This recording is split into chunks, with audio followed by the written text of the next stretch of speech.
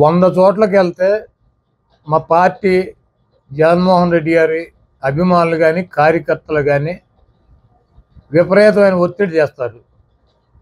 నెత్తి మీద పాలు పోస్తానంటే, బాబు నాకు బట్టలు లేవు ఇప్పుడు తిరగాలి వద్దని చెబితే కాళ్ళు కడుగుతామని చెప్పి కడిగారు. 1 చోట 2 చోట్ల జరిగింది. వద్దురా బాబు మీకు దండం అని చెప్పినా కూడా వదలకన్నటువంటి పరిస్థితులు ఉంటే అక్కడెక్కడో 1-2 చోట్ల జరిగినాయి. నన్ను రోజు జనంతో కాళ్ళు కడిగించుకుంటున్నావా? చంద్రబాబు నాయుడు ఏం చేశాడు? లోకేష్ ఏం చేశాడు? పవన్ కళ్యాణ్ ఏం చేశాడు? వీళ్ళ డప్పులు వీళ్ళే పెట్టుకుని, వీళ్ళ తమ్ముళ్ళని వీళ్ళే పోగేసుకుని, వీళ్ళ దండలు వీళ్ళే తెచ్చుకుని, మరి ఇవన్నీ ఏంటి? ఏబిఎన్ రాధాకృష్ణకి, రామోజీరావుకి, బిఆర్ నాయుడికి వీళ్ళ కళ్ళు మూసుకుపోయినాయి. చంద్రబాబుని ఎట్టగొట్టి ఆ సీట్లో కూర్చోపెట్టి ఈ రాష్ట్ర ఖజానాన్ని వాళ్ళ ముగ్గురు దోసుకోవాలన్నటువంటి ప్రయత్నం జరుగుతుంది. ఇది ఒక సబ్జెక్టా? ప్రచారంలో వెళ్తే ఒక చెంబు నీళ్ళు కాళ్ళ మీద పోతే అదొక సబ్జెక్టా? ప్రచారంలో వెళ్తా అంటే ఒక చెంబు నీళ్ళు కాళ్ళ మీద పోతే అదొక సబ్జెక్టా? ఈ పనికిరానటువంటి వెధవలకి, ఈ పనికిరానటువంటి తెలుగుదేశం పార్టీకి ఇక్కడ నన్ను పీకటాకి ఏమీ లేక ఫాల్స్ న్యూస్, నన్ను ఎవడో ఏదో అన్నాడని.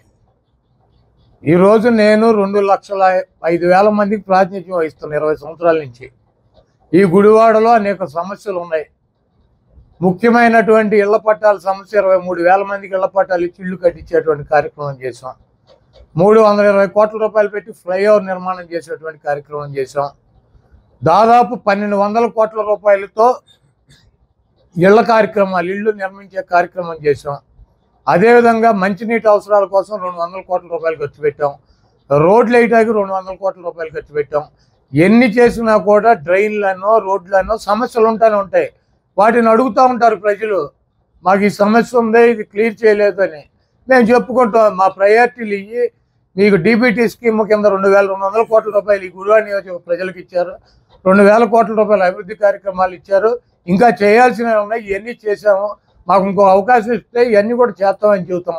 దానికి నన్నేదో నిలదీశారని, నన్నేదో ఎలగొట్టారని ఈ పొకోడి న్యూస్ వేసి పొకోడి నా కొడుకులంతా ఆనందం పొందుతున్నారు. గుడివాడలో కొడాలని ఓడించడం, ఈ రాష్ట్రంలో జగన్మోహన్ రెడ్డిని ఓడించడం ఈ పొకోడి వాళ్ళకి సాధ్యం కాదు. ఇది రాసి పెట్టుకోండి. జూలై 4వ తారీఖు మళ్ళీ మాట్లాడదాం.